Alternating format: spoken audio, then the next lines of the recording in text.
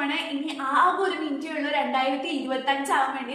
നമ്മൾ കേക്ക് ഒക്കെ സെറ്റ് ചെയ്ത് വേണ്ടി അതിന് വേണ്ടി വെയിറ്റ് ചെയ്തിരിക്കുകയാണ്. അങ്ങനെ 2024 നമ്മോട് വിട പറയുകയാണ്.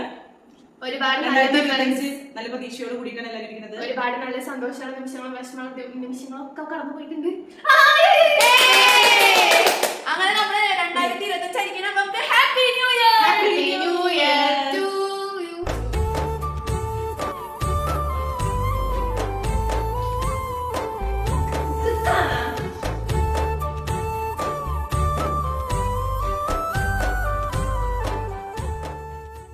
അപ്പൊ ഗൈസ്, നിങ്ങളുടെ 2024 എങ്ങനെ ഉണ്ടായിരുന്നു എന്തായാലും കമന്റ് ബോക്സിൽ അറിയിക്കാം. നല്ല വർഷമായിരുന്നോ എങ്ങനെയായിരുന്നു എന്തായാലും അറിയിക്കാം.